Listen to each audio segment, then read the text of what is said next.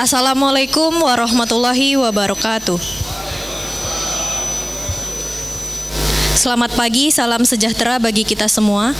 Yang terhormat Ketua KNKT, Kepala Sekretariat KNKT, para PLT Kasubkom Investigasi Kecelakaan KNKT, dan yang kami hormati Deputi Bidang Operasi Pencarian dan Pertolongan dan Kesiapsiagaan Basarnas, Bapak Edi Prakoso, Direktur Penegakan Hukum Korlantas Polri, Bapak Brigjen Pol Faizal, Kepala Badan Pengatur Jalan Tol, Bapak Wilan Oktavian, para pejabat tinggi pratama di lingkungan Kementerian Perhubungan atau yang mewakili, dan Bapak Ibu tamu undangan yang hadir secara langsung pada hari ini, rekan-rekan media, dan seluruh peserta yang hadir pada kesempatan ini yang tidak dapat saya sebutkan satu persatu. Puji syukur kita panjatkan kepada Tuhan Yang Maha Esa, atas berkat rahmat-Nya, kita dapat melaksanakan kegiatan media rilis capaian kinerja KNKT tahun 2025 pada hari ini, Rabu, tanggal 28 Januari 2026, bertempat di ruang aula kantor KNKT.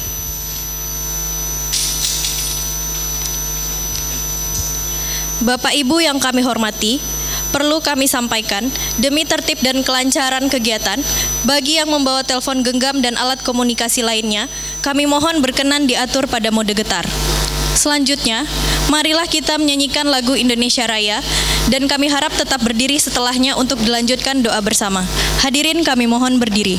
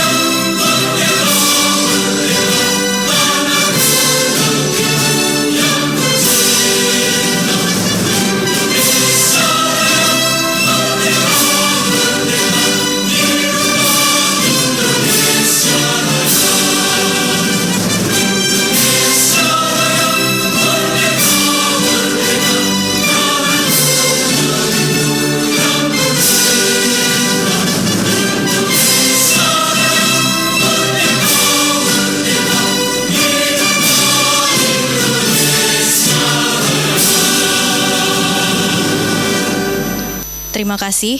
Bapak Ibu yang kami hormati, untuk mengawali kegiatan inti pada hari ini agar berjalan lancar, marilah kita bersama-sama berdoa kepada Tuhan Yang Maha Esa.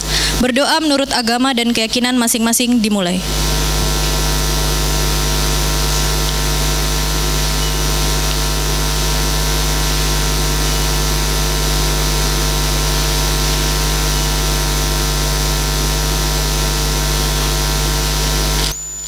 Selesai. Hadirin kami persilahkan duduk kembali.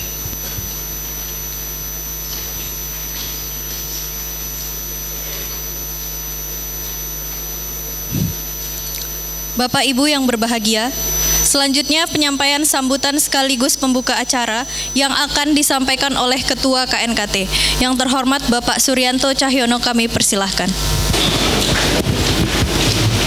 Selamat pagi, Assalamualaikum warahmatullahi wabarakatuh. Yang saya hormati perwakilan dari Basarnas Pak Prakoso, yang saya hormati Kepala BPJT dan Ibu Sekretaris BPJT, yang saya hormati perwakilan dari Kepolisian Lalu Lintas Republik Indonesia, Bapak Faizal, Yang saya hormati Sekretariat KNKT Pak Wismono, yang saya hormati teman-teman dari Kasupom, Laut, Kereta Api, Udara, dan Lalu Lintas Jalan, serta para hadirin, rekan-rekan media, dan yang tidak bisa saya sebut satu persatu. Sekali lagi, pagi ini sesuai dengan apa yang kewajiban KNKT lakukan untuk melakukan media rilis untuk capaian kinerja tahun 2025. Memang biasanya kita selenggarakan di bulan Desember, tapi tahun ini karena kesibukan kami baru bisa menyelenggarakan di bulan Januari ini.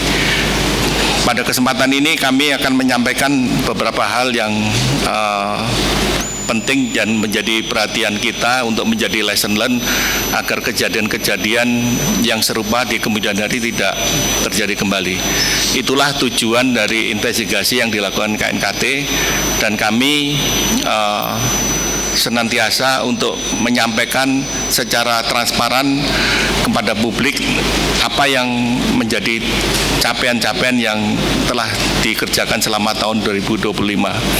Dan kami harapkan beberapa hal, kejadian-kejadian dan rekomendasi yang kami sampaikan bisa dipahami dengan baik sehingga bisa dilaksanakan untuk pelaksanaan rekomendasi kami yang pada akhirnya bisa mencegah kecelakaan dengan penyebab yang sama. Itulah kira-kira tujuan dari media rilis untuk menyampaikan capaian-capaian yang telah kami laksanakan sesuai dengan tupoksi kami sebagai badan investigasi untuk kecelakaan transportasi. Dan sekali lagi bahwa apa yang kami sampaikan bukan untuk menyalahkan, tapi sesuai dengan PP 62 dan spirit dari IKO maupun AIMO bahwa tujuan investigasi adalah mencari penyebab kecelakaan atau kesimpulan dari masalah tersebut untuk tidak terulang kembali. Pada intinya nanti dari masing-masing Subkom akan menyampaikan apa yang menjadi highlight pada tahun 2025 sehingga kita semua bisa memahami, dan hal ini juga sesuai dengan tupoksi kami sebagai bagian dari advokasi kepada publik untuk mengetahui sampai di mana kira-kira tingkat kontribusi yang kami sampaikan melalui investigasi agar kecelakaan dapat dihindarkan atau dikurangi laju kecelakaannya. Jadi di sini sekali lagi kami akan menyampaikan secara setransparan-transparannya apa yang menjadi penyebab dari beberapa kecelakaan besar. Tentunya KNKT tidak melakukan investigasi secara keseluruhan kecelakaan yang terjadi karena memang sesuai dengan tupoksi seperti di kecelakaan darat itu, kalau memenuhi kriteria apa yang menjadi tugas dan tupoksi KNKT, maka KNKT baru melaksanakan investigasi kecelakaan tersebut. Baik, untuk menyingkat waktu nanti bisa kita buka tanya jawab di akhir. Sebelumnya kami persilakan masing-masing Subkom untuk menyampaikan highlight ataupun capaian kinerja tahun 2025 yang disampaikan oleh masing-masing. Terima kasih. Wassalamualaikum warahmatullahi wabarakatuh. Terima kasih Bapak Suryanto Cahyono atas sambutan yang diberikan. Bapak, Ibu hadirin yang berbahagia, acara selanjutnya pemaparan materi yang akan diawali oleh moda perkeretaapian, kemudian dilanjutkan dengan moda pelayaran, setelah itu moda lalu lintas dan angkutan jalan, dan terakhir moda penerbangan. Waktu dan tempat kami persilahkan. Terima kasih. Assalamualaikum warahmatullahi wabarakatuh. Selamat pagi Bapak Ibu sekalian. Pada kesempatan kali ini saya akan menyampaikan kegiatan Subkom Investigasi Kecelakaan Perkeretaapian di tahun 2025.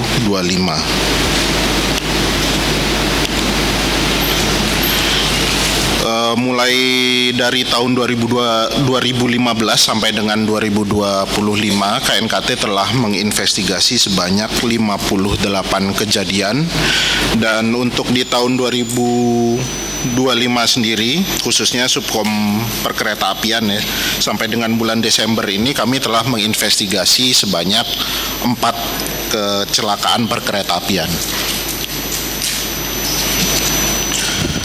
Dari keempat kecelakaan yang kami investigasi tersebut, ini seluruhnya merupakan kejadian anjlokan kereta. Dan untuk di tahun ini dari 4 kecelakaan tadi tidak ada kecelakaan yang menimbulkan korban jiwa.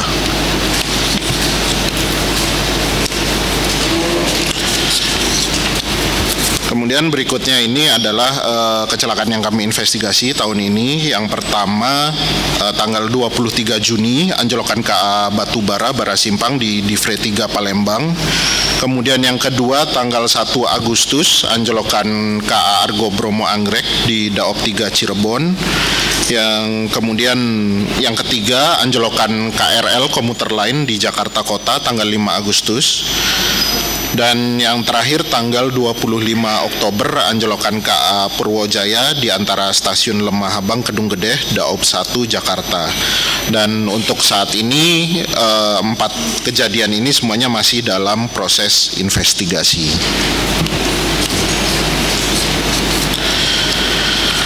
Kemudian dari hasil investigasi kami yang sebelum-sebelumnya mulai dari tahun 2015 sampai 2025 masih terdapat beberapa isu keselamatan yang menjadi concern kami, antara lain yang pertama masih adanya regulasi, kebijakan dan SOP yang masih belum mempertimbangkan prinsip fundamental dari desain engineering dari komponen prasarana dan sarana kereta api. Kemudian yang kedua masih terdapat permasalahan backlog pada perawatan prasarana yang terus berulang setiap tahun, terutama di lintas yang frekuensi keretanya tinggi atau passing tonnage-nya tinggi. Kemudian yang ketiga masih kurangnya pemahaman terkait konsep RAMS, Reliability, Availability, Maintainability, and Safety dalam penyelenggaraan perkeretaapian di Indonesia. Kemudian yang keempat masih regulasi terkait tata cara pengujian prasarana dan sarana perkeretaapian yang ada saat ini masih belum update atau belum mengakomodasi teknologi-teknologi baru yang ada. Kemudian yang kelima masih belum efektifnya pengawasan regulator dan operator terhadap kondisi pemeriksaan dan perawatan prasarana dan sarana yang dioperasikan. Kemudian yang terakhir masih belum adanya single accountable unit yang memastikan keselamatan di perlintasan sebidang.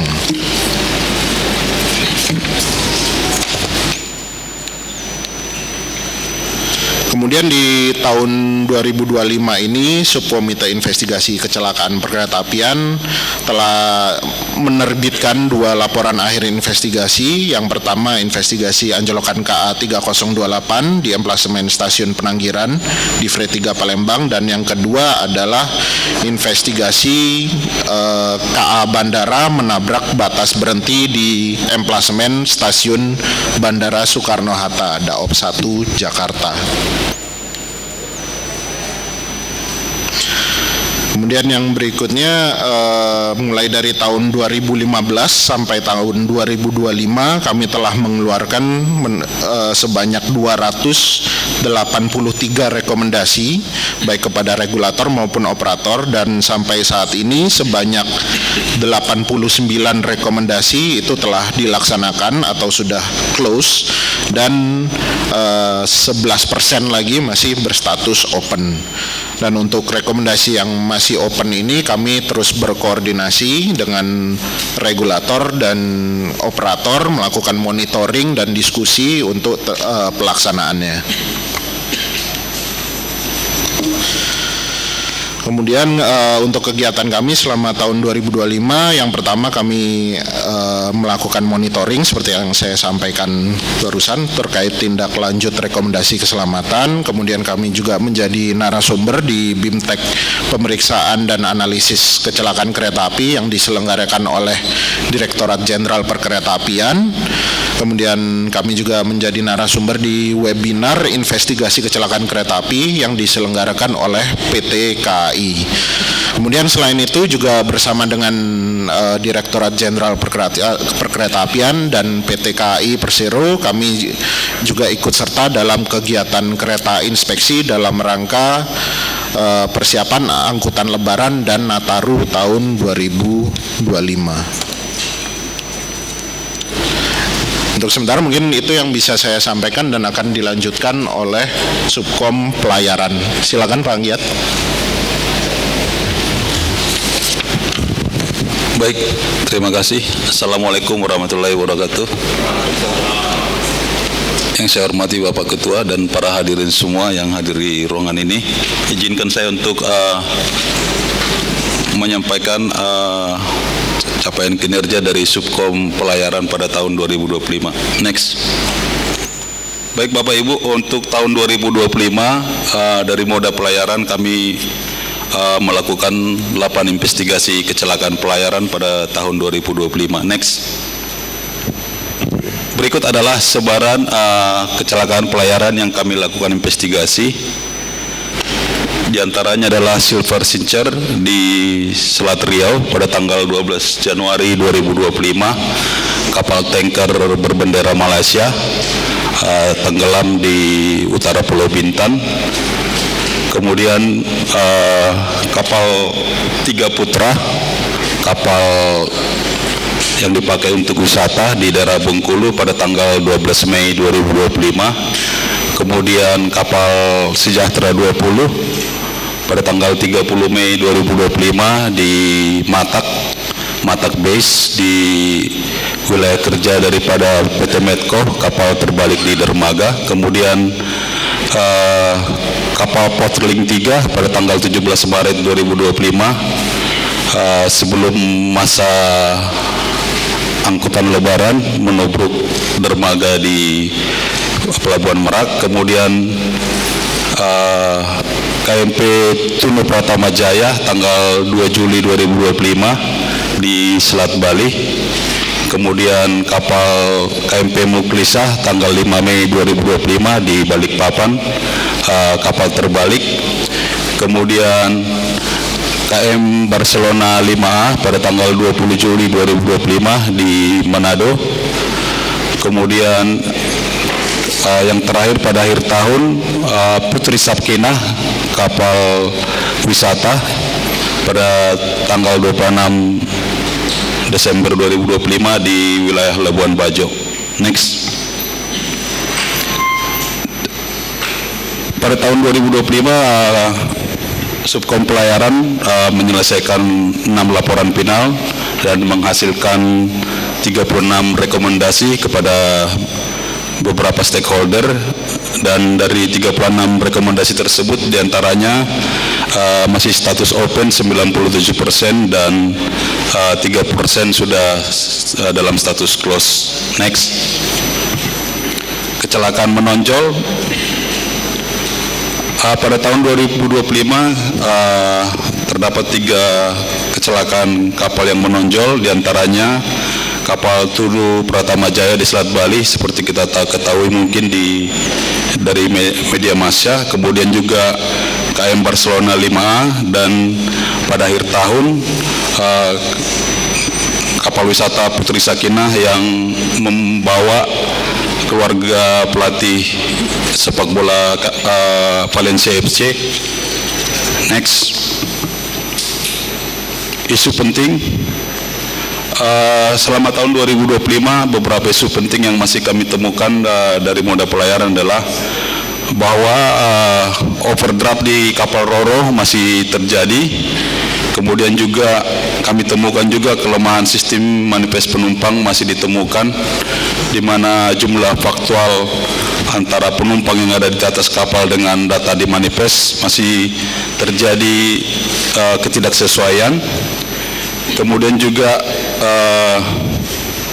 dari beberapa temuan kami juga sudah mengusulkan agar peraturan NCVS terkait divisi perlindungan kebakaran dan penggunaan material mudah terbakar dalam konstruksi kapal, karena dalam NCVS yang belum direvisi, saya tidak tahu apakah ada teman-teman dari perhubungan laut. Terakhir informasi yang kami dapat, NCVS ini masih dalam proses revisi, karena dari aturan yang lama ini kami temukan bahwa belum sepenuhnya mengcover terkait perlindungan kebakaran dan penggunaan material yang mudah terbakar untuk kapal-kapal, terutama kapal-kapal tradisional dan kapal-kapal penumpang tradisional.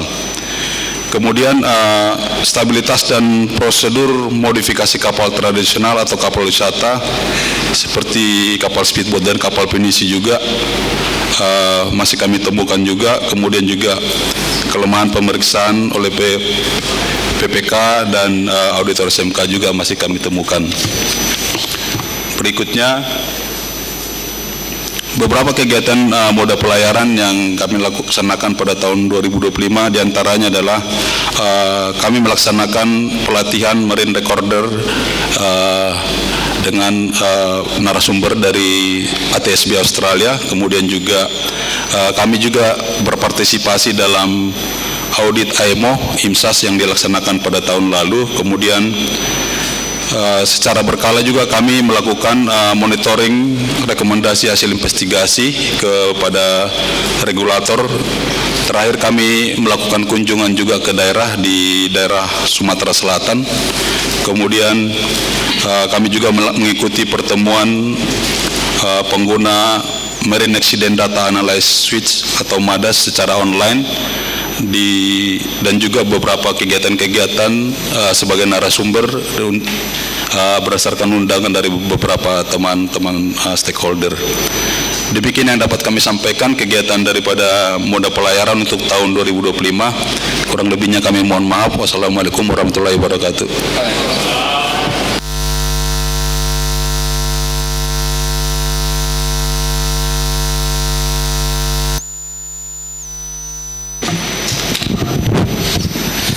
Assalamualaikum warahmatullahi wabarakatuh. Baik, kami dari Moda Transportasi Jalan Raya akan menyampaikan capaian kinerja dari subkabupaten kami pada tahun 2022 ini. Next. Oke, pertama mengenai data statistik investigasi yang kita lakukan. Next. Oke, selama kurun waktu 2015 sampai 2025 untuk jumlah kecelakaan LHJ yang telah kita investigasi untuk tahun 2025 adalah berjumlah 9 kecelakaan. Next. Kemudian mengenai data kecelakaan dan korban dari investigasi yang kita lakukan mulai dari kurun 2015 sampai 2025, untuk tahun 2025 untuk jumlah luka-luka kita berjumlah 69 orang ya untuk luka dan luka-luka. Next. Kemudian mengenai laporan penyelesaian laporan yang telah kita lakukan mulai 2015 sampai 2025. Untuk tahun 2025 kita telah melaksanakan 9 investigasi. Dari 9 investigasi tersebut kita telah menyelesaikan 7 laporan awal. Kemudian laporan yang dalam proses tanggapan adalah 1 buah, dan untuk laporan akhir yang telah kita selesaikan adalah 1 buah. Next. Berikut dapat dilihat matriks investigasi dan rekomendasi KNKT untuk moda kami dari 2015 sampai 2025. Next. Kemudian mengenai peristiwa menonjol di tahun 2025, yaitu investigasi yang telah kita lakukan, ada beberapa investigasi yang kita sorot. Pertama adalah mengenai kecelakaan yang telah terjadi yaitu mobil bus Sahindra Trans dengan sejumlah kendaraan di Kota Batu, Malang, Jawa Timur yang terjadi pada hari Rabu 8 Januari 2025. Kecelakaan ini terjadi karena terjadinya remblong pada mobil bus sehingga mengakibatkan 4 orang meninggal dunia ya, dan beberapa kendaraan rusak berat. Kemudian kami melihat di sini bahwa faktor penyebab yang menyebabkan terjadinya kecelakaan adalah terjadinya kegagalan sistem pengereman akibat adanya celah kampas rem yang melebihi batas toleransi, juga tromol ya, yang juga sudah aus melebihi batas ambang pabrikan, serta adanya kebocoran di rumah brake chamber. Jadi kombinasi kontribusi tersebut mengakibatkan terjadinya kecelakaan. Next, kemudian juga telah terjadi kecelakaan yaitu tabrakan beruntun truk tronton pengangkut botol air mineral ya, yang terjadi di gerbang tol Ciawi, Bogor pada tanggal 4 Februari 2025. Ini truk tronton ini menabrak gerbang tol, kemudian beberapa kendaraan dan berhenti lalu terbakar. Kecelakaan ini mengakibatkan 8 orang meninggal dunia dan belasan luka-luka. Dari hasil investigasi yang kita lakukan, kami melihat adanya kegiatan pemeliharaan yang dilakukan tidak optimal sehingga tidak dapat memitigasi kegagalan mekanikal pada truk ya. Dan kemudian juga kami melihat adanya suatu dashboard truk yang tidak dilengkapi dengan panel instrumen sehingga pengemudi tidak mendapatkan informasi yang memadai pada saat kejadian kecelakaan. Dari kecelakaan tersebut, kemungkinan penyebab ini karena truk sudah terbakar adalah karena adanya kebocoran minyak rem pada roda belakang sumbu kanan. Kemudian untuk fatalitas ini terjadi karena terjadinya kebakaran pada truk. Next, kemudian telah terjadi juga kecelakaan yang terjadi di Padang pada tanggal 6 Mei 2005 melibatkan bus ALS. Dia mengalami remblong lalu terguling. Akibat kecelakaan ini 12 orang meninggal dunia, 23 luka-luka. Berdasarkan investigasi, kami menemukan adanya beberapa hal terkait teknis, yaitu mengenai masalah di bagian eskem atau bagian komponen sistem pengereman yang dimana ada terikat dengan sutas kawat. Kemudian juga ada bagian dari gear wormnya yang sudah aus sehingga rem belakang tidak berfungsi, satu rem belakang tidak berfungsi. Oke, next. Kemudian juga terjadi kecelakaan pada tanggal 7 Mei 2005, yaitu dump truck yang mengalami remblong sehingga dia menabrak minibus yang berlalu di arah berlawanan. Akibat dari kejadian ini yang meninggal kurang lebih 8 orang. Kemudian kami menemukan di sini temuan fakta bahwa terdapat administrasi yang tidak terpenuhi dari truk, yakni truk tidak melakukan uji berkala di pengujian berkala Dinas Perhubungan Provinsi Jakarta, dan bukti lulus uji elektronik yang dimiliki kendaraan diragukan keasliannya. Ini temuan kita pada kejadian ini. Kemudian next, selain kecelakaan pada kendaraan pengangkut barang, juga kami menginvestigasi kecelakaan yang terjadi untuk kendaraan mobil listrik yang berasap atau terbakar di Palmerah, Jakarta Barat pada tanggal 13 Mei 2025. Ini kecelakaan ini kami melihat bahwa ada masalah hazard di bagian sasis kendaraan sehingga terdapat salah satu kabel yang berpotensi untuk bergesekan dan mengalami short circuit dan selanjutnya mengakibatkan terjadinya berasap atau kebakaran.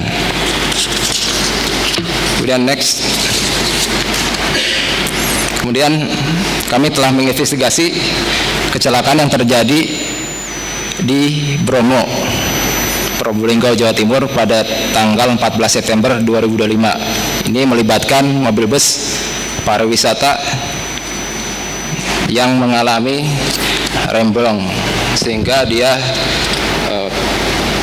menabrak tebing dan mengakibatkan 9 orang meninggal dunia. Ini masih dalam investigasi. Kemudian berikut ada capaian yang telah kami lakukan di tahun 2025 ini.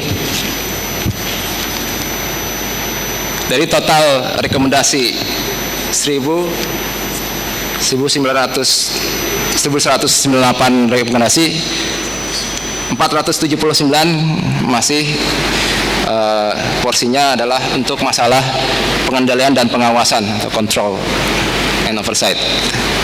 Jadi porsi terbesar dari total rekomendasi yang kita berikan lebih ke arah pengendalian dan pengawasan dari stakeholder yang terlibat action di kecelakaan. Kemudian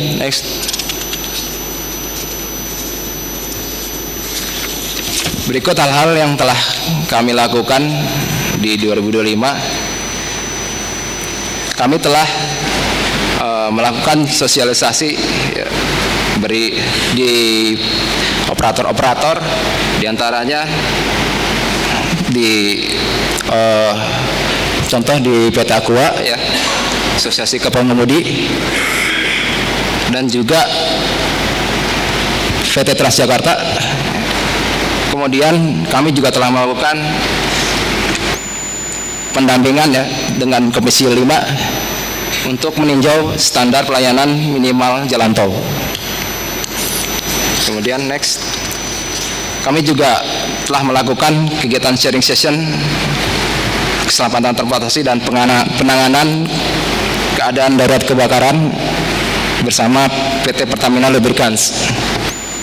Kemudian juga kami telah melakukan kunjungan dan diskusi terhadap fasilitas road traffic control di PT Elnusa Petrofin. Di situ kami melihat bagaimana proses dan efisiensi atau efektivitas dari road traffic control. Kemudian juga kami telah melakukan kegiatan kunjungan dan diskusi terhadap fasilitas PT Teknologi Karya Digital Nusa di Sunter, Jakarta Utara. Ini juga sama terkait road traffic control. Hanya saja operasinya di wilayah Kalimantan dan juga Sumatera. Kemudian isu-isu penting yang kami highlight di tahun 2025. Pertama, kecelakaan jalan 70% akibat dari human factor, di mana fatigue masih berkontribusi sangat tinggi ya. Kemudian juga terjadi kegagalan pengereman atau remblong yang masih mendominasi di kecelakaan angkutan umum. Dari beberapa kecelakaan yang tadi kita lihat sudah kita bisa kita lihat bahwa memang di situ dominasinya masih diakibatkan oleh kegagalan rem atau remblong. Kemudian isu penting berikutnya adalah perlu dibentuk Direktorat Keselamatan, karena masalah utama di transportasi darat adalah isu keselamatan dan ini perlu adanya perhatian khusus. Kemudian sistem manajemen keselamatan perusahaan angkutan umum berdasarkan Permenhub 85 tahun 2018 masih belum terimplementasikan dengan baik dan hal ini masih menjadi kebingungan bagi para operator. Kemudian masalah peraturan jam pengemudi masih belum memadai untuk menjamin kebugaran pengemudi angkutan. Dan isu yang terakhir adalah masalah kebakaran kendaraan listrik masih sering terjadi, sehingga perlu dilakukan sosialisasi dan penanganan darurat kepada para pengguna kendaraan listrik. Mungkin itu dari kami. Demikian, terima kasih.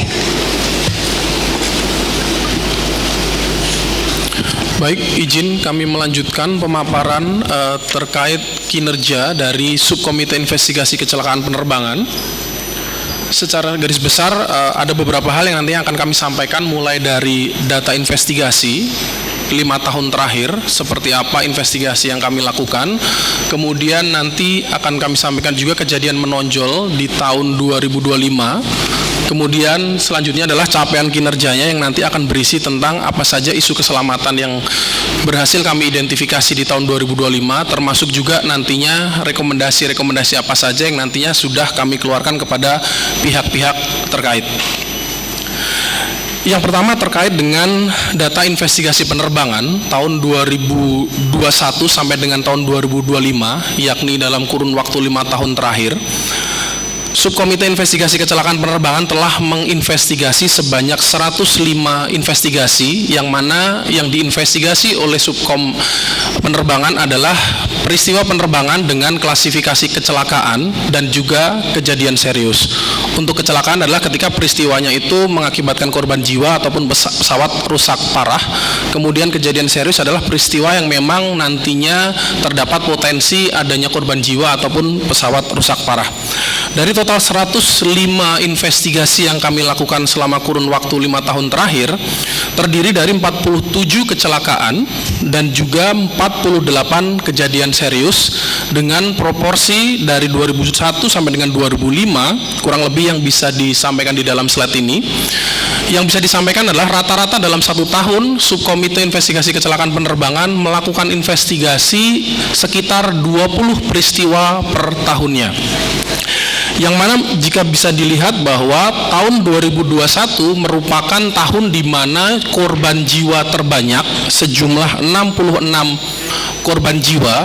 Sebagaimana yang masih kita ingat, pada tahun tersebut terdapat kecelakaan besar yang terjadi di Indonesia, yaitu Boeing 737-500 yang mengalami loss control in flight, yang mengakibatkan 62 korban jiwa. Kemudian ada pesawat Twin Otter yang mengalami control flight into terrain di Papua dengan korban jiwa 3, dan juga undershoot Cessna 208 di Papua juga dengan jumlah korban jiwa 1. Kemudian dari grafik ini yang bisa kita lihat bahwa jumlah investigasi dari 2024 ke 2025 menunjukkan adanya penurunan jumlah, yang mana di tahun 2025 Subkom Investigasi Kecelakaan Penerbangan menginvestigasi sebanyak 19 peristiwa penerbangan yang terdiri dari 9 kecelakaan dan juga 10 kejadian serius, dengan total jumlah korban jiwa sebanyak 12 korban jiwa.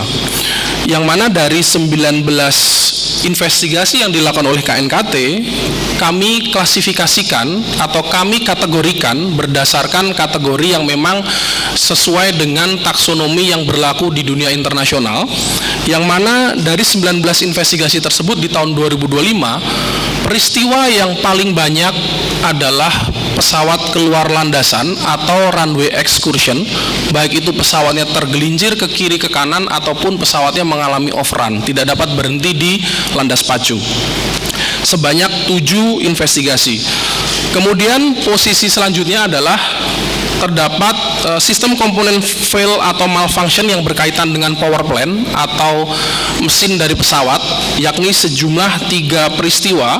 Kemudian juga ada abnormal runway contact sebanyak 3 peristiwa.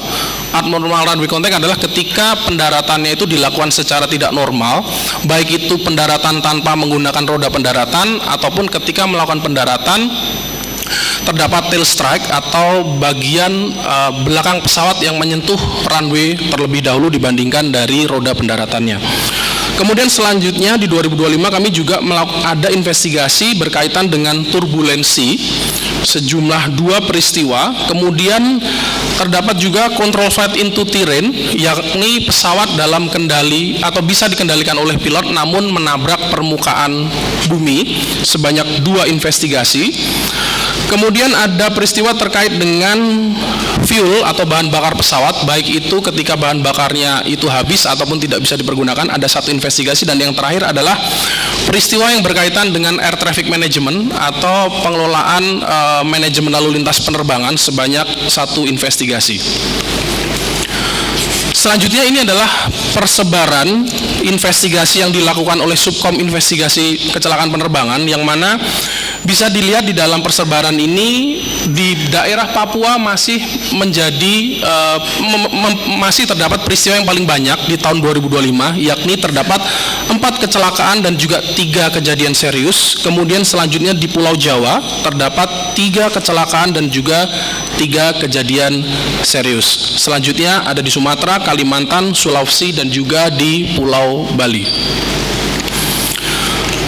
Selanjutnya di tahun 2025 terdapat 3 peristiwa menonjol, yang mana yang pertama adalah peristiwa berkaitan dengan control flight into terrain atau pesawat dalam kendali pilot namun menabrak permukaan bumi, yang mana terjadi di bulan September 2025, 1 September, dengan jumlah korban jiwa 8 orang yang terjadi di Kalimantan.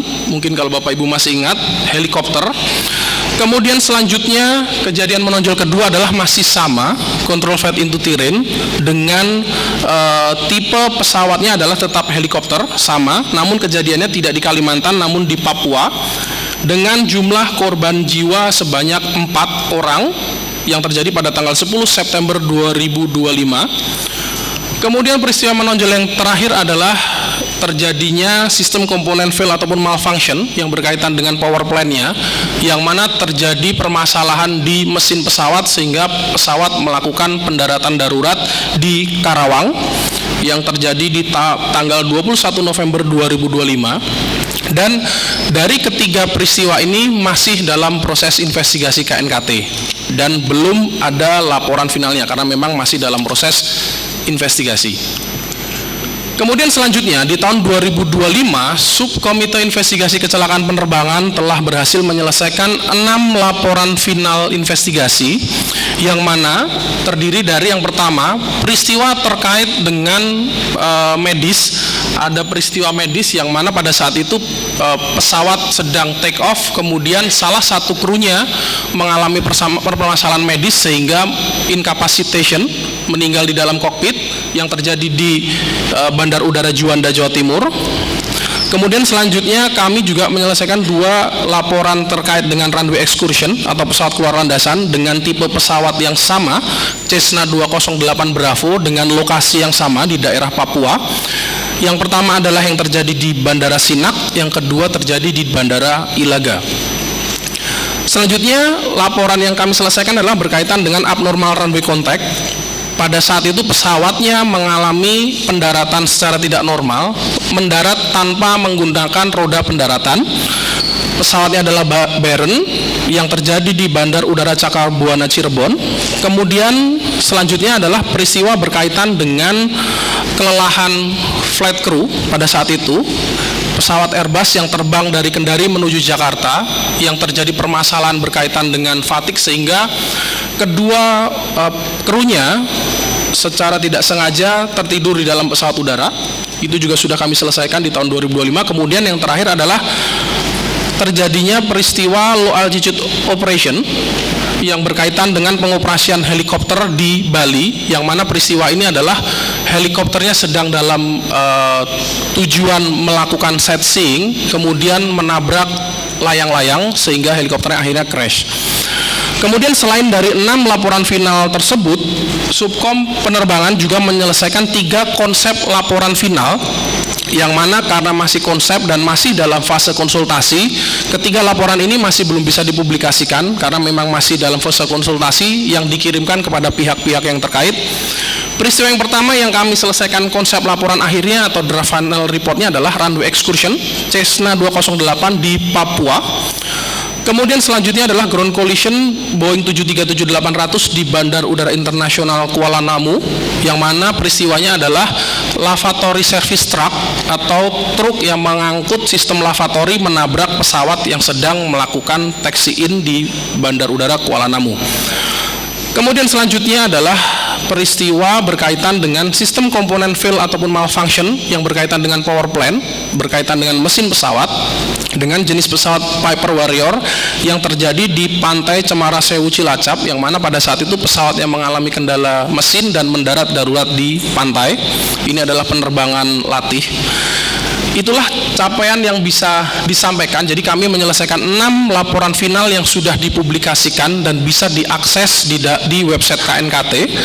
Kemudian juga ada 3 draft final report yang harapannya di awal tahun ini nanti bisa segera kami publikasikan. Berdasarkan dari 6 laporan final yang sudah dipublikasikan tersebut, di sini kami menemukan ada beberapa isu keselamatan.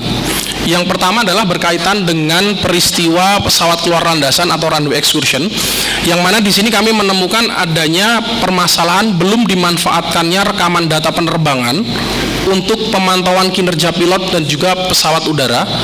Yang kami temukan adalah operator tersebut memiliki data yang bisa dipergunakan untuk pemantauan, namun belum dioptimalkan untuk memantau kinerja dan juga sistem pesawat udara.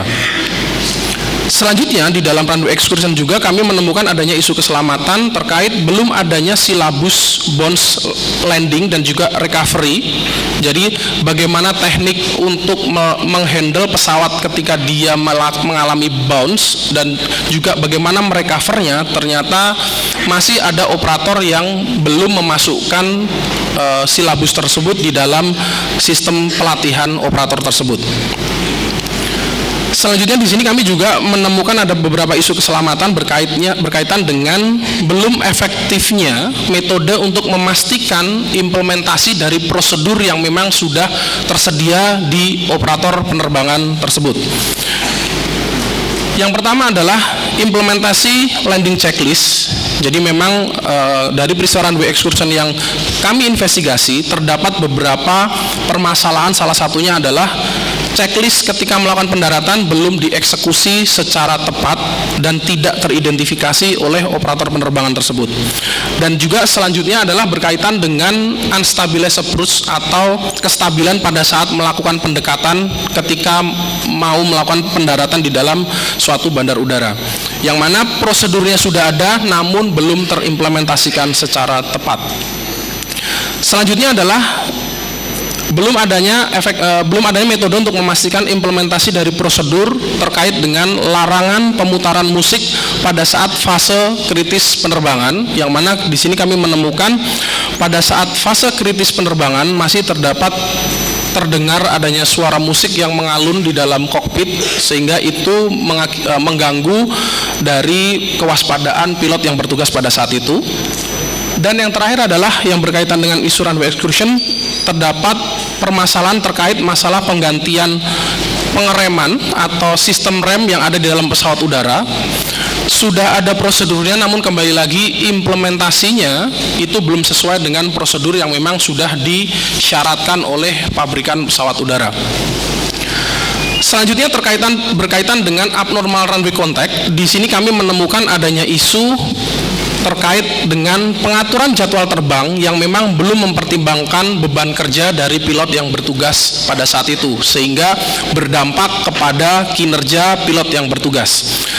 Kemudian di sini kami juga menemukan adanya belum tersedianya metode untuk melakukan verifikasi peringatan posisi landing gear up pada saat pendaratan, karena peristiwa yang diinvestigasi ini pesawat mendarat tanpa roda pendaratan, yang mana sistem pesawat sudah memperingatkan bahwa roda pendaratan belum turun, namun karena satu dan lain hal dan belum ada metode untuk melakukan verifikasi, sehingga pada saat itu alarm tersebut tidak ditindaklanjuti sehingga pesawat lanjut mendarat tanpa menggunakan roda pendaratan. Selanjutnya peristiwa yang berkaitan dengan kondisi medis atau isu-isu medis. Di sini kami menemukan adanya permasalahan kardiovaskular pilot pada saat pemeriksaan kesehatan yang tidak ditindaklanjuti secara komprehensif, yang mana isunya adalah sudah ditemukan adanya indikasi-indikasi bahwa pilot mempunyai permasalahan kardiovaskular, namun karena satu dan lain hal permasalahan tersebut tidak ditindaklanjuti, sehingga pada saat penerbangan pilotnya mengalami permasalahan kardiovaskular sehingga akhirnya meninggal di dalam kokpit pada saat take off.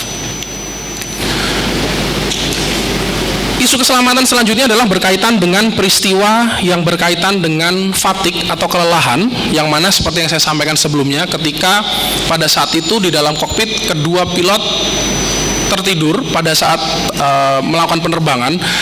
Dari situ terdapat isu yang kami identifikasi adalah yang pertama, prosedur dan panduan dari operator pesawat udara yang belum membuat ataupun merinci secara detail terkait dengan bagaimana mengelola kelelahan pilot sebelum bertugas, kemudian juga bagaimana identifikasi kelelahan sebelum pilot tersebut akan bertugas. Jadi memang sudah ada prosedurnya bagaimana cara melakukan identifikasi kelelahan sebelum bertugas, namun belum secara detail sehingga implementasinya tidak menjadi optimal. Kemudian yang selanjutnya adalah belum detailnya prosedur dan juga panduan dari operator pesawat terkait pemeriksaan ruang kemudi pilot yang sebagaimana mestinya harus dilakukan oleh pramugari. Kemudian selanjutnya adalah peristiwa yang berkaitan dengan low altitude operation, atau dalam hal ini adalah helikopter pada saat melakukan penerbangan tersangkut layang-layang sehingga jatuh. Di sini yang kami temukan adalah belum efektifnya pengawasan peraturan daerah terkait larangan menaikkan layang-layang, yang mana sudah ada peraturan daerahnya, namun secara implementasinya masih tetap ada orang-orang yang memang melanggar peraturan daerah tersebut. Kemudian yang selanjutnya adalah implementasi manajemen risiko yang belum efektif untuk mencegah peristiwa tersebut, yang mana sebenarnya operator sudah mengidentifikasi adanya risiko tersebut, namun karena sistem manajemen keselamatannya belum dilakukan secara optimal, maka manajemen risikonya belum efektif untuk bisa mencegah kecelakaan yang terjadi. Dari isu keselamatan tersebut, mohon maaf, teksnya terlalu kecil, namun nanti Bapak Ibu bisa mengakses paparan ini di akhir sesi, akan diberikan QR code, namun akan saya coba untuk bacakan satu persatu. Dari peristiwa ataupun isu keselamatan yang berhasil diidentifikasi KNKT di tahun 2025, di sini kami menerbitkan total 16 rekomendasi keselamatan. Dari 16 rekomendasi keselamatan tersebut, kami kategorikan sesuai dengan taksonomi yang memang berlaku di internasional. Yang pertama, 32% dari rekomendasi yang dikeluarkan KNKT tahun 2025 adalah berkaitan dengan prosedur atau regulasi yang berkaitan dengan pengoperasian pesawat udara. Jadi isu pengoperasian pesawat udara di sini masih menjadi hal yang dominan di tahun 2025. Kemudian selanjutnya 25% rekomendasi yang dikeluarkan itu berkaitan dengan prosedur ataupun regulasi yang berkaitan dengan hal-hal lain selain dari pengoperasian pesawat udara, yang mana yang pertama adalah berkaitan dengan pemeriksaan kesehatan, kemudian regulasi prosedur pemeriksaan kesehatan, kemudian regulasi pemeriksaan kesehatan, termasuk juga regulasi terkait pengawasan layang-layang seperti yang sudah saya sampaikan sebelumnya. Kemudian selanjutnya di paling banyak ketiga adalah 19% dari 16 rekomendasi yang dikeluarkan di 2025 adalah berkaitan dengan personel training atau pelatihan dari personel yang bertugas di level operasional sebanyak 19%. Kemudian selanjutnya adalah berkaitan dengan isu scheduling, pengelolaan manajemen penjadwalan personel operasional yakni sebanyak 6%, dan selanjutnya adalah prosedur ataupun regulasi berkaitan dengan pemberian layanan navigasi penerbangan sebanyak 6% juga. Kemudian selanjutnya adalah prosedur yang berkaitan dengan perawatan, prosedur dan juga regulasi yang berkaitan dengan perawatan pesawat sebanyak 6%, dan yang terakhir adalah berkaitan dengan safety management system, rekomendasi yang berkaitan dengan safety management system sebanyak 6%. Dari 16 rekomendasi yang dikeluarkan KNKT tahun 2025, komposisinya adalah 1 rekomendasi diberikan kepada otoritas penerbangan sipil yang ada di Indonesia, kemudian 11 rekomendasi diberikan kepada operator pesawat udara, kemudian 1 rekomendasi kami berikan kepada penyelenggara pelayanan navigasi penerbangan yang ada di Indonesia, dan 3 rekomendasi kami berikan kepada instansi lain, yakni 2 rekomendasi ke Pusat Pemeriksaan Kesehatan Penerbangan dan 1 rekomendasi ke pemerintah daerah. Dari 16 rekomendasi tersebut, keseluruhannya sudah ditindaklanjuti para penerima rekomendasi. Namun demikian, Dari beberapa respon masih ada yang kami nyatakan belum memenuhi sehingga masih kami kategorikan sebagai open, yang mana di otoritas penerbangan sipil masih ada satu rekomendasi yang masih belum cukup untuk menindaklanjuti isu keselamatan yang kami identifikasi. Kemudian di operator pesawat udara dari 11 rekomendasi masih ada 7 rekomendasi yang open dan 2 rekomendasi yang masih dalam masa tanggapan. Karena ketika kami mengeluarkan rekomendasi, para penerima rekomendasi akan diberikan waktu selama 90 hari untuk mempersiapkan respon dan juga tindak lanjutnya. Jadi 2 rekomendasi masih dalam masa tanggapan. Kemudian untuk penyelenggara pelayanan navigasi penerbangan seluruhnya sudah close, dan untuk instansi lain seluruhnya ada 2 sudah close dan 1 masih dalam masa tanggapan. Mungkin itu yang bisa kami sampaikan terkait dengan kinerja Subkom penerbangan tahun 2026. Kemudian satu hal yang akan kami sampaikan juga di dalam pemaparan kali ini adalah update terkait dengan kecelakaan yang terjadi di 2026 terkait dengan kecelakaan ATR yang terjadi di awal tahun di 17 Januari. Update yang bisa kami sampaikan adalah pada saat ini kami sudah berhasil mengunduh flight recorder atau alat perekam penerbangan yang terpasang di dalam pesawat yang mengalami kecelakaan di pesawat ATR tersebut. Dari hasil download memang kami sudah bisa merecover untuk flight data recorder atau alat yang merekam data penerbangan pesawat sudah berhasil kami unduh dan berisi 171 jam pengoperasian pesawat udara dengan data yang terdiri dari lebih dari 180 parameter. Sedangkan untuk cockpit voice recorder atau alat perekam penerbangan yang merekam suara di dalam kokpit berisi selama 2 jam audio, 2 jam percakapan. Dan penerbangan yang mengalami kecelakaan yaitu rute Yogyakarta menuju Makassar, penerbangan tersebut terekam di dalam alat perekam penerbangan yang dipasang di pesawat udara. Namun demikian, untuk investigasi sampai dengan saat ini kami masih dalam proses melakukan investigasi dan seluruh data yang berhasil kami unduh tersebut masih dalam proses verifikasi dan juga dalam proses analisis. Jadi terkait hal tersebut belum bisa kami sampaikan apa hasil dari isi yang ada di dalam alat perekam penerbangan tersebut. Kemudian terkait dengan kecelakaan yang terjadi kemarin, pesawat Cessna 208 yang mengalami permasalahan kemudian akhirnya jatuh di Nabire, walaupun korbannya selamat semua, alhamdulillah korbannya selamat semua. Saat ini kami juga masih dalam proses investigasi dan sudah mengirimkan 2 investigator ke lokasi kecelakaan. Mungkin itu yang bisa kami sampaikan dari Subkom investigasi kecelakaan penerbangan. Kami kembalikan kepada MC. Terima kasih. Terima kasih kepada Bapak Hertriadi, Kep Anggiat, Bapak Dwi Bakti, dan Bapak Hendri atas paparan yang disampaikan. Selanjutnya kami persilahkan kepada Bapak Ibu yang ingin bertanya. Dipersilahkan juga kepada teman-teman media jika ada yang ingin bertanya.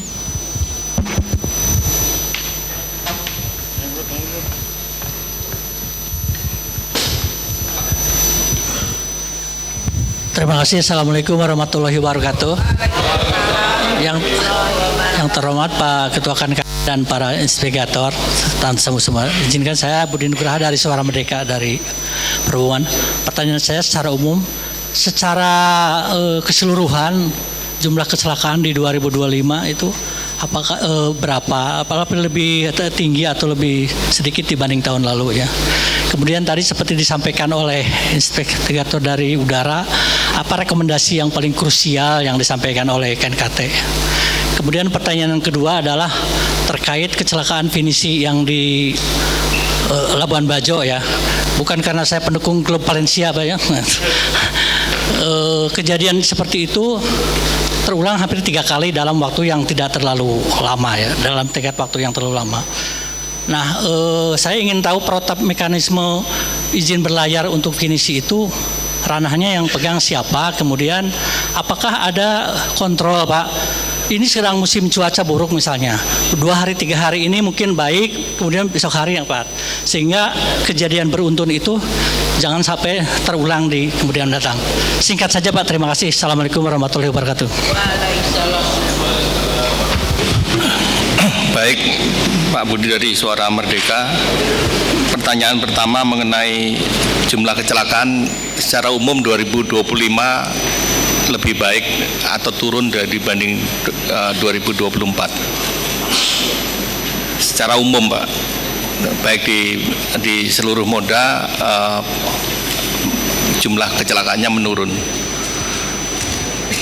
Selanjutnya pertanyaan kedua.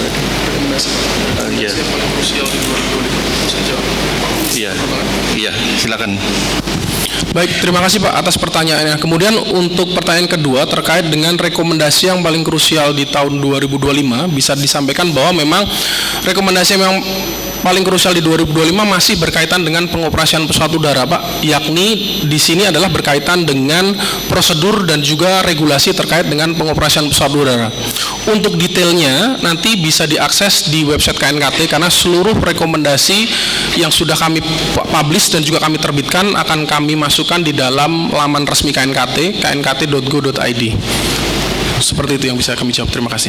Ya, bisa saya tambahkan Pak Budi bahwa rekomendasi ini ada yang bisa dikerjakan dalam waktu 1 hari, ada yang bisa 1 minggu, ada yang 1 tahun, ada yang 3 tahun, tergantung. Tapi yang kita terima adalah safety action plan dan kalau sudah memang dilaksanakan dan sesuai dengan rekomendasi kita akan close meskipun masih dalam proses penyelesaian. Seperti contoh untuk jalur penyelamat kan tidak bisa sekaligus, tapi sudah jalur penyelamat aturannya sudah sesuai dengan yang kita harapkan, terus kemudian tinggal pekerjaannya kan bertahap, tidak bisa sekaligus. Nah, itu kita anggap sudah close, tinggal berjalan, tinggal dimonitor saja. Selanjutnya untuk masalah SPB, tetap SPB itu kewenangan dari Syah Bandar dan memang banyak juga surat edaran dari kementerian yang kami nilai positif juga untuk memperingatkan, terutama ketika sebelum mengeluarkan SPP untuk benar-benar bahwa cuaca tersebut layak untuk dilayari oleh kapal jenis tersebut. Jadi ini juga sudah kita peringatkan kepada para stakeholder untuk lebih berhati-hati atau lebih memperhatikan ketika sebelum mengajukan surat persetujuan berlayar untuk lebih melihat dari semua aspek, termasuk yang paling dominan adalah masalah cuaca. Perlu diketahui juga masalah cuaca ini di daerah tropikal, sesuai dengan apa yang kami dapatkan dari BMKG bahwa memang perkiraan cuaca di daerah tropikal, karena cuaca di tropikal itu sangat dinamis, memang kadang-kadang ada kebenarannya mungkin 70%, 60%, tidak seperti di negara-negara 4 musim yang lebih stabil cuacanya.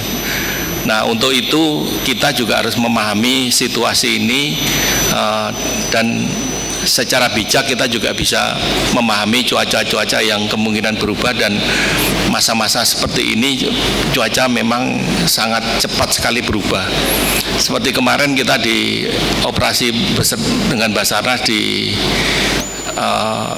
Makassar, pesawat ATR 42500, cuacanya memang sangat cepat sekali berubah sampai Basarnas mengajukan untuk membuat hujan buatan agar operasi SAR-nya bisa dilakukan dengan baik. Jadi memang cuaca di kita ini sangat dinamis, terutama di daerah-daerah tertentu seperti di Selat Bali, di Labuan Bajo, ada 10 daerah yang kita ketahui memang termasuk daerah berbahaya dan sering terjadi perubahan cuaca maupun arus laut secara mendadak.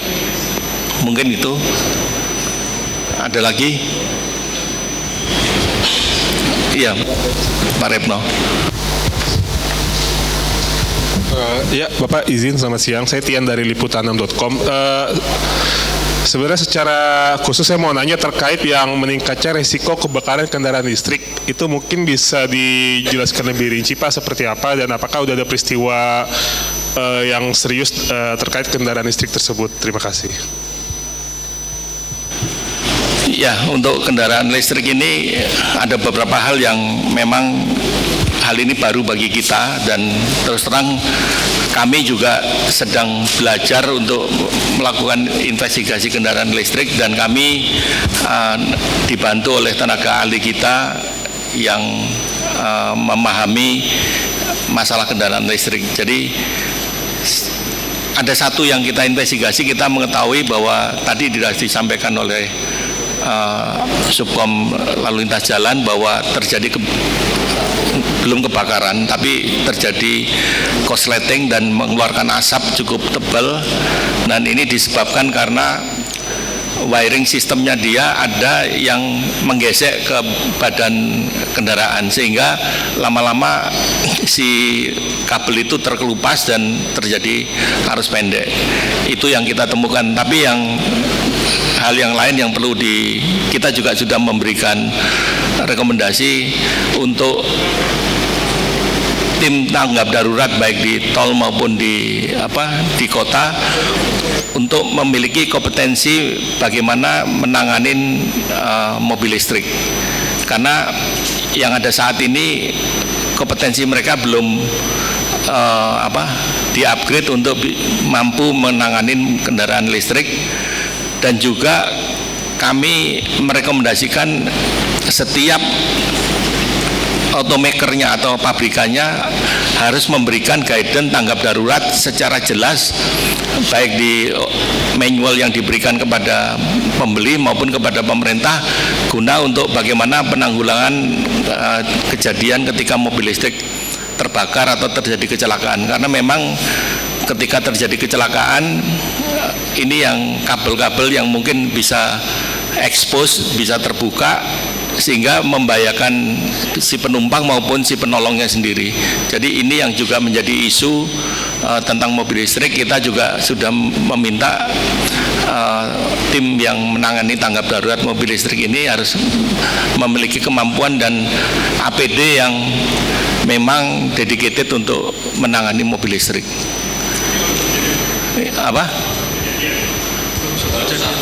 Yang kita investigasi ada berapa? 3 ya. Ya, dua. Yang kita investigasi 2, tapi yang baru kita ketahui penyebabnya 1, yang korslet itu aja. Monggo Pak Ripno. Ada 1 lagi Pak di belakang. Ya, monggo. Assalamualaikum warahmatullahi wabarakatuh, Pak. Kebetulan saya mewakili Organda, Pak. Ini masukan Pak melalui KNKT untuk pemerintah. Pertama mengenai SMK, Pak. Sistem Manajemen Keselamatan Perusahaan Angkutan Umum, yang kami ketahui saat ini, yang kami lihat itu lebih banyak untuk mendidik, nyusun studi, Pak, studi mengenai SMK yang berlaku pada itu. Oleh karena itu kami usul bahwa SMK itu bagaimana operasional SMK kita minta pendampingan atau bimbingan, Pak. Organda dibimbing bagaimana melaksanakan SMK, Pak. Itu yang pertama. Yang kedua berkaitan dengan sistem informasi keselamatan LHJ, Pak. Kita belum punya, Pak. Dan ini memang diperlukan, termasuk di dalamnya adalah analisis keselamatan LHJ, Pak. Jadi kalau kecelakaan di kepolisian, tapi keselamatan LHJ itu menyangkut semua aspek. Usul kami itu disiapkan, Pak. Sistem manajemen keselamatan kan sudah ada di undang-undang dan PP, Pak. Tapi sistem informasi keselamatan belum ada. Itu yang kedua. Yang ketiga, revisi PP 37, Pak. PP 37 sudah ketinggalan, Pak. Ada beberapa yang perlu direvisi. Pertama mengenai rencana aksi keselamatan nasional, rencana aksi nasional keselamatan. Sekarang ini posisinya dari RUNK langsung ke Renstra, Pak, ke rencana aksi. Kalau di RPJN ya itu mulai dari HPJP langsung ke Renstra, Pak. RPJMN-nya belum ada. Kemudian yang terakhir mengenai forum LAJ Pak. Forum LAJ itu belum dibentuk. Dulu kami pernah zaman Pak Kris Pak, kami diminta untuk di Korlantas bikin itu udah jadi tapi belum dilaksanakan. Konsekuensinya Pak, kalau RUNKP forum ini belum dilaksanakan Pak, semua produk berkaitan dengan keselamatan itu batal demi hukum Pak. Karena aturan pemerintah, aturan di PP, semua proses pelaksanaan RUNK itu melalui forum LAJ Pak. Kalau forumnya tidak dilakukan maka nggak ada dasar hukumnya Pak. Itu aja, terima kasih Pak. Terima kasih Pak Ripno atas masukannya. Mungkin sedikit mengenai sistem manajemen keselamatan. Kami melihat kenapa di kereta api bisa berjalan dengan cukup baik, kenapa di LAJ belum berjalan dengan baik, kenapa di penerbangan SMK bisa berjalan dengan baik. Salah satunya di aturan di penerbangan dan di kereta api, pelaksanaan di kereta api itu ada kewajiban bahwa di dalam organisasi itu ada unit safety-nya Pak, ada direktur safety kalau yang bertanggung jawab, yang ngurusin, ada accountable unitnya yang mengurusi hal tersebut, sehingga memang di kereta api sistem manajemen keselamatan itu berjalan dengan cukup baik. Nah, kami melihat hal ini sementara di lalu lintas jalan ini hanya diwajibkan mempunyai sistem manajemen keselamatan, tapi tidak ada accountable unitnya yang bertanggung jawab untuk itu. Itu salah satu yang kami usulkan, harus ada accountable unit yang merupakan kepanjangan biasanya dari direktur utama, karena dia melakukan pengawasan kepada unit-unit yang lain, sarana prasarana, atau sehingga kedudukannya juga harus minimum selevel dengan yang diawasi. Nah, ini yang kami amati di LAJ, sementara ini belum seperti itu, sehingga sulit untuk memang kami juga melihat yang memiliki sudah lulus SMK tapi kok belum terimplementasi dengan baik. Salah satunya adalah nggak ada yang ngurusin Pak. Yang selanjutnya mengenai sistem informasi keselamatan, kami waktu itu memberi rekomendasi untuk di penerbangan itu ada namanya SSP Pak, State Safety Program. Jadi hasil dari investigasi, hasil laporan dari masyarakat, segala macam itu masuk ke SSP, terus kemudian nanti dianalisa, terus nanti mereka mengeluarkan mitigasi-mitigasi dan informasi mengenai keselamatan akan dikelola oleh SSP tersebut. Nah, ini memang di penerbangan belum berjalan dengan cukup baik, tapi embrionya juga sudah, karena ini diwajibkan oleh ICAO, negara harus memiliki State Safety Program. Nah, kami mencontoh ini, mungkin ini baik juga diimplementasikan di moda kereta api, moda jalan, moda pelayaran. Salah satu, terima kasih masukannya Pak untuk sistem informasi keselamatan. Untuk selanjutnya memang PP 37 saya setuju dengan Pak Ripno untuk dilakukan perbaikan. Terima kasih. Tadi ada lagi. Silakan. Iya, terima kasih Pak. Saya Ferry dari CNBC. Izin bertanya, melanjutkan tadi soal kendaraan listrik. Sekarang kan perkembangannya cukup masif ya Pak ya. Ada BEV yang full, kemudian juga hybrid, ada PHEV, ada beberapa jenis kendaraan listrik yang memang masuk ke Indonesia. Nah, ini mungkin catatan KNKT sendiri, kira-kira poin apa aja sih Pak yang harus diperhatikan dari beberapa jenis kendaraan listrik tadi.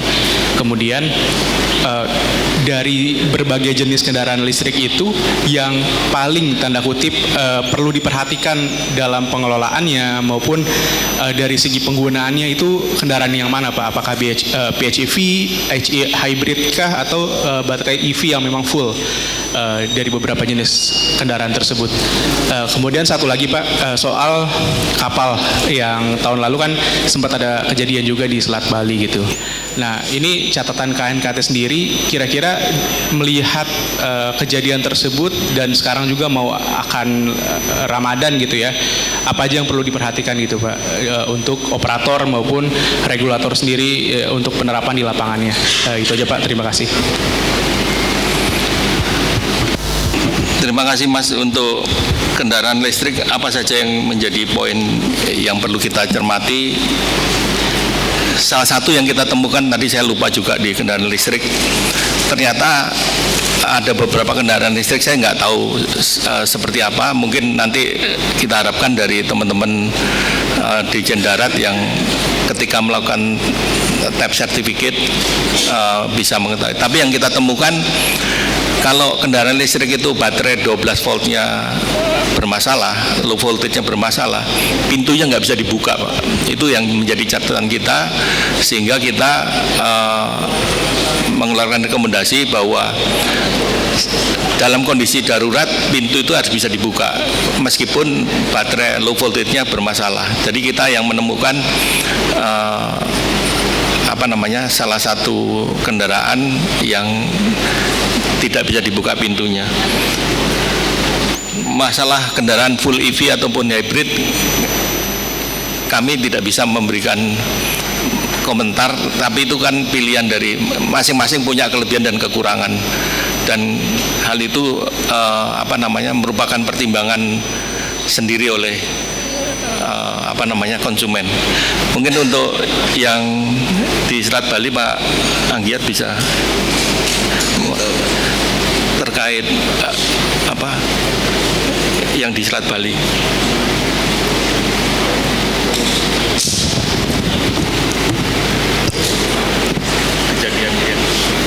Oh tadi ada pertanyaan terkait Tunu ya Pak ya.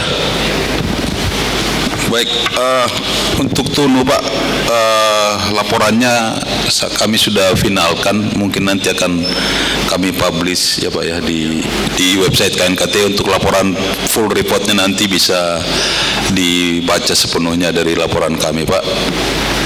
Ya, jadi yang bisa kami sampaikan bahwa dari beberapa temuan kami di kasus Tunu Pratama itu bahwa kapal itu awalnya adalah kapal LCT Pak, jadi dilakukan modifikasi menjadi kapal RoRo. Kemudian karena ada penambahan ruangan akomodasi di atas, sehingga tentu saja akan mengurangi jumlah muatan yang seharusnya diangkut oleh kapal tersebut. Nah, pada saat kejadian itu, dari data yang kami dapatkan sebenarnya bahwa kapal itu sudah melebihi muatan yang seharusnya dimuat oleh kapal tersebut. Kemudian juga ada beberapa data yang kami belum bisa konfirmasi Pak, tapi di laporan juga sudah kami tuliskan terkait dengan ketika dilakukan modifikasi penambahan ruangan tadi, bahwa seharusnya plimsoll marknya kapal tersebut seharusnya terjadi perubahan letaknya, seharusnya dia diturunkan semakin ke bawah karena daya angkutnya akan berkurang karena penambahan akomodasi. Terakhir kami minta data untuk konfirmasi dari teman-teman dari BKI apakah pada saat dilakukan modifikasi tersebut sudah dilakukan pemindahan, tapi kami belum mendapatkannya, dan itu juga kami state di laporan kami Pak. Tapi untuk lebih jelasnya Pak, nanti faktor penyebabnya dan sebagainya, temuan-temuan kami juga, rekomendasi kami sudah selesaikan di laporan finalnya Pak. Demikian, terima kasih. Perlu saya tambahkan, dari hasil investigasi kita di Selat Bali itu ada fenomena lokal yang cukup serius. Itu ada arus laut di sisi Ketapang, itu ada arus yang berputar, istilah mereka itu maoneh yang di sisi Ketapang. Jadi arusnya berputar, kalau kapal yang tidak terlalu besar masuk di dalam pusaran itu akan bermasalah. Yang di sisi Bali, di sisi Gilimanuk ada Maoleh. Jadi arusnya berputar juga tapi dari atas ke bawah. Nah, ketika arus-arus itu ada di tengah laut itu ada istilahnya gelombang maling. Jadi istilah-istilah lokal itu ternyata setelah kita dalami di mana kapal terkena ombak besar tiba-tiba, dan ternyata fenomena itu ada di Selat Bali, dan kita juga sudah mengajukan permintaan kepada teman-teman dari BMKG untuk melakukan penelitian lebih lanjut tentang fenomena di Selat Bali. Dan hal-hal demikian di Indonesia, tempat-tempat yang mempunyai kondisi ekstrim cukup banyak. Jadi salah satunya di Selat Bali yang paling berbahaya itu adalah Maoleh sama Maoneng, terus sama gelombang maling ya istilahnya. Itu jadi kami belajar dari kearifan lokal dan hal tersebut nantinya seperti apa di dalam prosedur pelayaran di Selat Bali untuk bisa dijadikan SOP di kapal-kapal yang melayani penyeberangan di Selat Bali. Mungkin itu. Ya, silakan, Mbak. Ya, Assalamualaikum. Ya, oh iya. Saya Miko dari apakabar.co.id. Ini Mbak, terkait tahun kemarin kan banyak kecelakaan kapal klotok nih Mbak di Sungai Mahakam atau Sungai Kapuas gitu. Lah untuk perizinannya itu untuk kapal klotok itu sebenarnya di Dirjen Perhubungan Laut, apakah di Dirjen Perhubungan Laut atau darat Pak untuk kapal klotok ini? Dan kedua, apakah rekomendasi yang diberikan KNAT terkait kapal klotok itu apakah sudah ditindaklanjuti Pak, berapa persen yang sudah ditindaklanjuti gitu. Terus pertanyaan kedua, dari 4 moda transportasi ini Pak ya, dari darat, laut, udara, dan perkeretaapian, sektor mana yang mendapatkan perhatian lebih khusus gitu Pak? Itu aja, terima kasih Pak. Nanti kapal klotok di Pak Anggiat bisa dijawab mengenai sertifikasi kapal klotok. Silakan Pak. Kapal di sungai ya Pak ya. Ya, informasi terakhir untuk angkutan sungai masih kalau nggak salah masih di BPTD ya Pak. Iya, tapi untuk angkutan penyeberangan sudah dikembalikan ke laut Pak. Jadi masih terakhir dari kunjungan kami ke Palembang masih perizinan masih di teman-teman BPTD Pak. Ya, untuk angkutan sungai seperti di Palembang terakhir kami ke sana, izinnya masih semua dari BPTD Pak, Perhubungan Darat. Ya, untuk perhatian dari 4 moda itu sama Mas. Nanti kalau yang satu lebih nanti ngiri yang lain. Jadi kita untuk pengawasan atau pendampingan di 4 moda itu semuanya sama. Jadi ada hal-hal yang kekhususan di lalu lintas jalan, kita juga ada hal yang khusus, seperti contohnya kita mengadakan penelitian mengenai kesehatan pengemudi. Ternyata dari hasil penelitian kita untuk pengemudi angkutan barang dan penumpang itu mereka pada umumnya memiliki masalah di kesehatannya. Secara medikal mereka bermasalah, sehingga masalah seperti penyakit-penyakit asam urat, kencing manis, terus darah tinggi, dan semua penyakit-penyakit yang berhubungan dengan metabolik itu berhubungan dengan masalah kelelahan. Kita juga ada perhatian khusus. Terus juga sekarang bersama dengan Universitas Negeri Jogja kita mendevelop untuk gerak olahraga ringan untuk mengurangi dampak-dampak dari efek mengemudi tersebut. Terus di udara kita juga punya proyek hal yang khusus untuk penerbangan di Papua. Jadi kita Di kereta api juga ada untuk masalah-masalah tertentu, dan di pelayaran juga kita ada hal-hal tertentu yang kita fokuskan untuk penanganan, diprioritaskan. Jadi di masing-masing moda ada semuanya, Pak. Iya.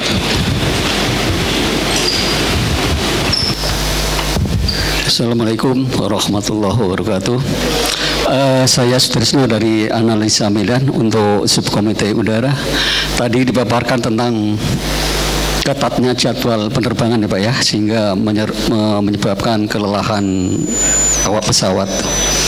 Apakah KNKT sudah melakukan, itu kan dari hasil inspeksi KNKT Pak, apakah KNKT sudah melakukan investigasi ke seluruh maskapai yang ada di Indonesia? Apakah hasilnya seperti itu? Memang maskapai itu melakukan jadwal penerbangan yang ketat. Nah, kalau ini terjadi, dan apa dampak seriusnya bagi dunia penerbangan dan khususnya pada awak pesawat itu pun? Satu aja Pak, terima kasih. Assalamualaikum warahmatullahi wabarakatuh. Terima kasih, silakan jawab.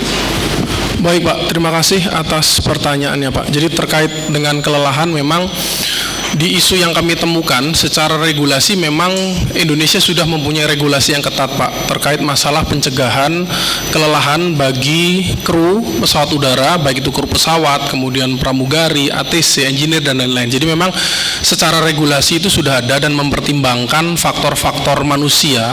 Kemudian dari situ masing-masing operator diminta untuk membuat suatu prosedur dan penjadwalan agar nantinya bisa comply dengan regulasi yang memang sudah ditetapkan.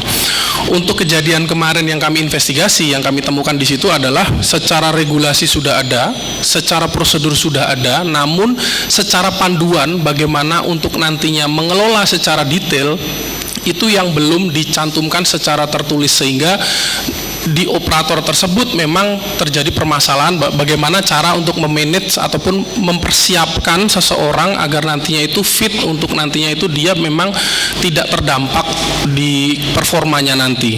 Nah, keterkaitannya dengan operator yang lain, memang isu ini setelah kejadian tersebut memang dari rekan-rekan perhubungan udara memang sudah melakukan upaya-upaya pengawasan terkait masalah itu. Jadi memang bisa disampaikan bahwa untuk kejadian tersebut memang localized. Jadi memang di situ kami tidak mengeluarkan suatu rekomendasi yang nantinya ditujukan kepada regulator ataupun ke Kementerian Perhubungan untuk dipastikan ke tempat yang lain. Karena memang di tempat yang lain seperti yang sudah kami lihat, secara regulasi sudah ada, kemudian secara SOP sudah ada, dan secara panduan sudah ada. Tinggal nantinya di operator tersebut memang belum secara spesifik detail tentang bagaimana sih caranya nanti untuk melakukan assessment apakah saya ini fit atau tidak, secara self assessmentnya Pak. Mungkin itu yang bisa saya sampaikan Pak Ketua izin. Mungkin bisa saya tambahkan, kita saat ini sedang ada semacam perhatian khusus untuk masalah etik, terutama berkaitan dengan hipoksia, khususnya di penerbangan di daerah Papua yang terbang di atas 10.000 feet. Nah, ini juga akan yang bahaya, pilot itu mengalami hipoksia tapi dia tidak sadar bahwa mengalami hipoksia, dan ini sedang kita lakukan semacam penelitian khusus untuk bagaimana mengatasi masalah-masalah hipoksia di Papua. Tidak mudah Pak, karena di sana oksigen itu hanya tersedia di mana, Sentani ya? Iya, oksigen itu hanya tersedia di Sentani. Jadi kalau dia terbang muter-muter di pegunungan tengah, kalau kehabisan oksigen sulit. Nah, ini juga tidak semudah membalik tangan untuk bagaimana memfasilitasi pengisian oksigen untuk di pesawat, untuk digunakan untuk penerbangan-penerbangan yang khususnya di atas 10.000. Jadi masalah kelelahan ini di penerbangan itu pilot boleh kerja sehari 14 jam, tapi waktu untuk terbang hanya 8 jam. 1 minggu dibatasi 30 jam, 1 bulan dibatasi 110 jam ya.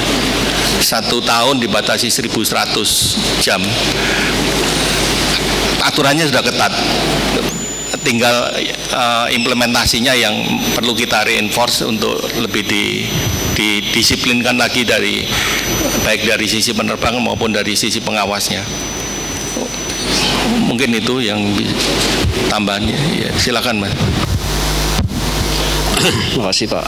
Sam dari Business News.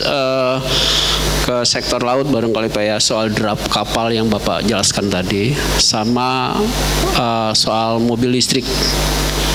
Barangkali dua pertanyaan ini semuanya ada di laut Pak. Pertama soal mobil listrik. Pernahkah KNKT merekomendasikan kepada regulator tentang prosedur naik dan bongkarnya mobil listrik di penyeberangan di kapal-kapal? Karena kita tahu bahwa bentar lagi mudik Pak, arus mudik tinggi dan pasti mobil listrik itu banyak gitu ya.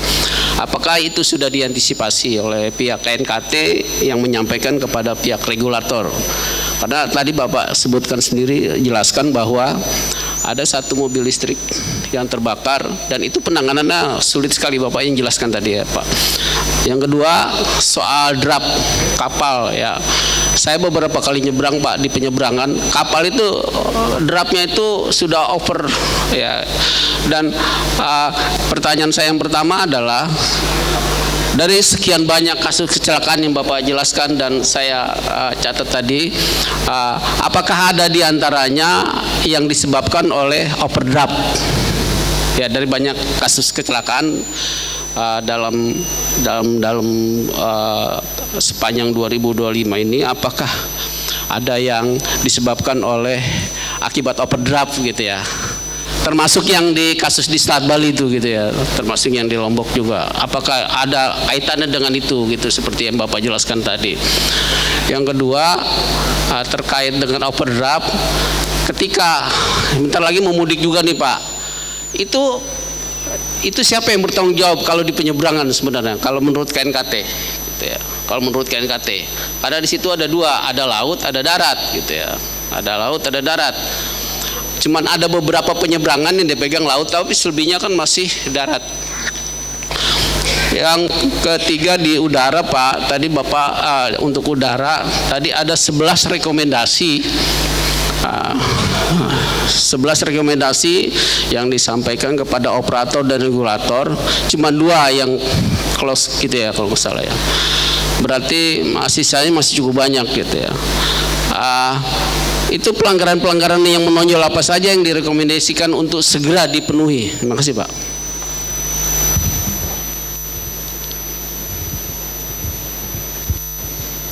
Oke.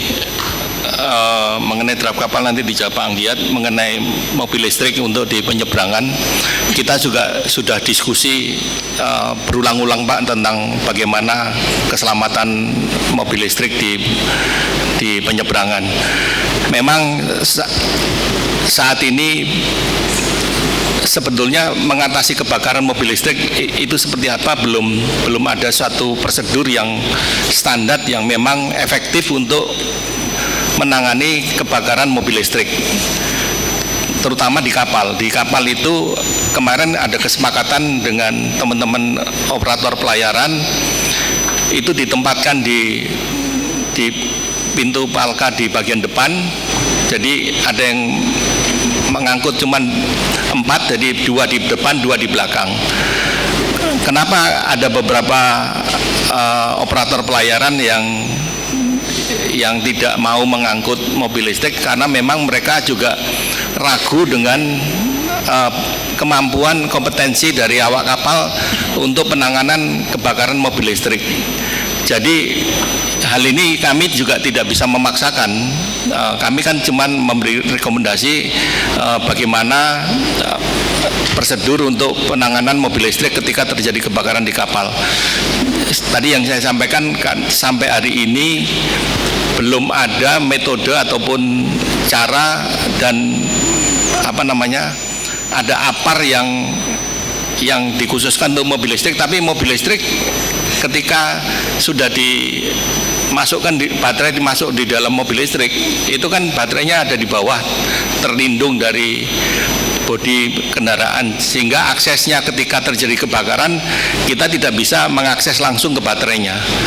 Nah, maka itu di operator kapal ada beberapa panduan yang sudah dikeluarkan oleh Kementerian Perhubungan, khususnya dari Dirjen Laut, tapi masih belum bisa terbukti bahwa memang panduan tersebut memang efektif, karena memang di dunia ini masih belum ada cara yang benar-benar efektif untuk menangani mobil listrik.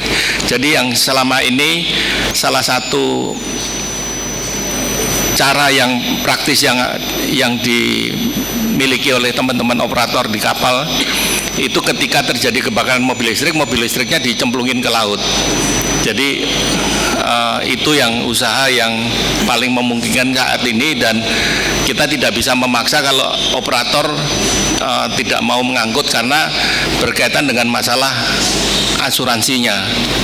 Jadi itu kami juga tidak bisa memaksakan mereka juga. Itu untuk mobil listrik. Untuk penyeberangan, silakan Pak Anggiat. Baik Pak, terkait overdraft tadi Pak, sebenarnya dalam suatu kecelakaan itu Pak tidak pernah adanya satu faktor tunggal yang menyebabkan suatu terjadinya kecelakaan Pak. Seperti dalam kasus Tunu Pratama, ketika itu dia masih berada di pelabuhan Pak, sebenarnya dia sudah overdraft, tetapi memang karena kondisinya masih di pelabuhan, cuacanya juga masih agak tenang, kemudian draft ini biasanya hubungannya dengan daya apung cadangan Pak. Mungkin pada saat di pelabuhan itu daya apungan cadangannya itu masih cukup untuk kapal tersebut untuk tetap mengapungkan. Tetapi ketika dia berada di tengah terjadi gelombang, kemudian menyebabkan kapal miring, terjadi pergeseran muatan. Nah, perpaduannya ini sehingga mengakibatkan air masuk ke dalam kamar mesin, kemudian menambah bobot muatan sehingga daya apung cadangannya hilang sama sekali, yang menyebabkan kapal tersebut tenggelam akhirnya Pak. Jadi secara spesifik dari beberapa kasus investigasi kapal tenggelam yang kami ini lakukan, belum ada faktor tunggal yang terkait dengan overdraft yang menyebabkan kapal tenggelam. Kemudian untuk yang pertanyaan berikutnya terkait penanggung jawab penyeberangan Pak. Sejak tahun lalu Pak, kalau tidak salah bulan April, kewenangan untuk kapal-kapal penyeberangan sudah sepenuhnya diserahkan kepada Dirjen Perhubungan Laut Pak. Jadi sekarang otoritas untuk pengawasan dan perizinan untuk kapal-kapal penyeberangan sepenuhnya sudah dikembalikan kembali ke Dirjen Perhubungan Laut Pak. Demikian. Mengenai penanggung jawab dari masalah ini, Nakhoda dan Syah Bandar yang bertanggung jawab, sama-sama memiliki tanggung jawab, yang satunya yang mengajukan, satunya yang menyetujui. Jadi dua ini yang bertanggung jawab, Nakhoda dan Syah Bandar. Selanjutnya yang udara, singkat Pak. Baik, terima kasih atas pertanyaannya Pak. Jadi memang berdasarkan data memang benar bahwa dari 11 rekomendasi 2 sudah close, 7 masih open, dan 2 masih dalam masa tanggapan. Open yang dimaksud di sini adalah bukan berarti operator penerbangan tersebut belum menindaklanjuti.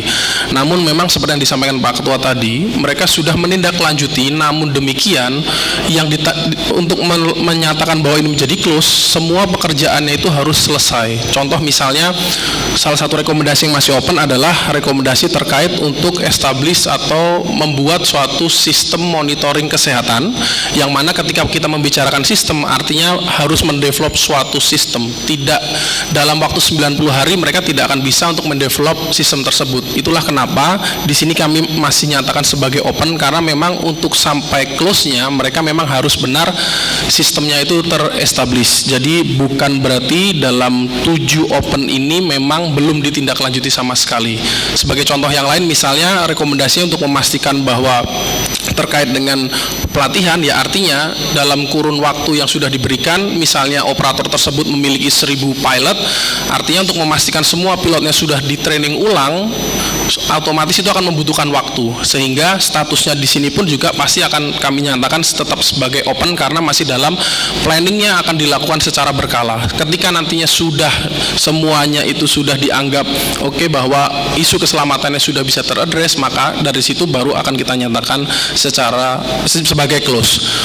Terkait dengan rekomendasi apa saja terkait detailnya Pak, nanti bisa diakses di dalam website kami. Jadi memang di situ ada statusnya juga, mana rekomendasi yang masih open dan mana rekomendasi yang sudah close. Mungkin itu yang bisa saya sampaikan. Terima kasih. Oke, cukup.